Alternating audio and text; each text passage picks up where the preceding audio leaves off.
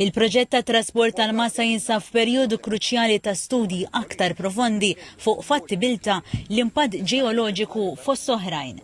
Hekk ħabbar il-Ministru għat-Trasport u l-Infrastruttura Chris Bonet waqt il-qari tal-istimi finanzjarji għall-Ministeru għat-Trasport, Infrastruttura u Xogħlijiet Pubbliċi.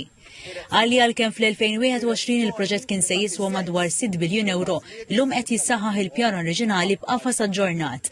Fil-fatt il-proġett issa qed jiġi stmat l-inqas minn 3 biljun euro.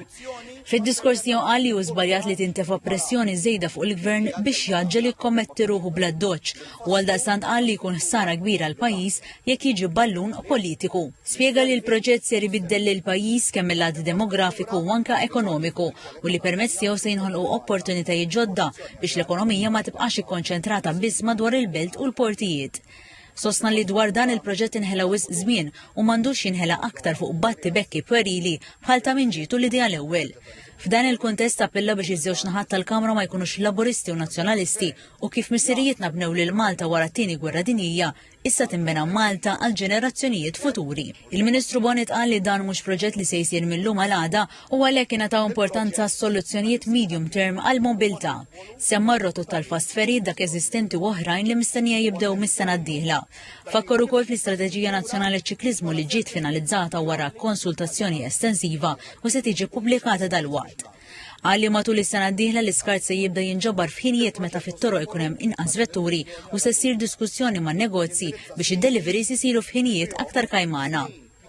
Ix-Shadow Minister għat-Trasport Tony Bezzina qal li dan huwa gvern bla pjan għal dik li sejjaħ il-kriżi ta' traffiku. Skontu l-problema ħoloq għall-gvern stess bil-ħaddiema barranin. Sostna li l-gvern nefaq il-miljuni f'rapport dwar it-trasport tal-massa li ma sarraf għal xejn għal spiża għal poplu.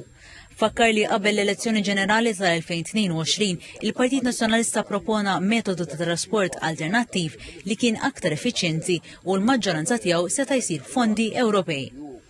Appella biex l-oppożizzjoni tkun parti mill-konsultazzjoni u tkun swata bħala sieħeb ugwali mal-gvern. Min-naħa tiegħu x-Shadow Minister għall-Infrastruttura Bernard Grech qal li hemm bżonn li l-pajjiż ikollu pjan nazzjonali ta' infrastruttura integrata bi pjanar strateġiku fejn ikun hemm komunikazzjoni sħiħa fuq kull livell fejn jittieħdu deċiżjonijiet. Dr. Grech insista li l-gvern għandu l-obbligu li kull ċenteżmu jintefaq sew. Dwar dan il-Ministru Bonet irrefera għal miżura tal-Gvern jew Terms of Agreement fuq kif jaħdmu l-entitajiet li jagħmlu xogħlijiet fit-toroq. Fil-fatt qal li għal dawn l-aħħar xhur numru ta' entitajiet iltaqgħu biex joħolqu sistema ta' koordinament u standards aħjar. Intant is-Segretarju Parlamentari għax-Xogħlijiet Pubbliċi Omar Farrugia fid-diskors tiegħu ħabbar li fil-ġimgħat li ġejjin id-Dipartiment tax-Xogħlijiet Pubbliċi se jidħol fi ftehim ma' Puttino Cares bekk fejn u meta hemm bżonn iwettaq xogħlijiet ta' manutenzjoni u servizzi professjonali.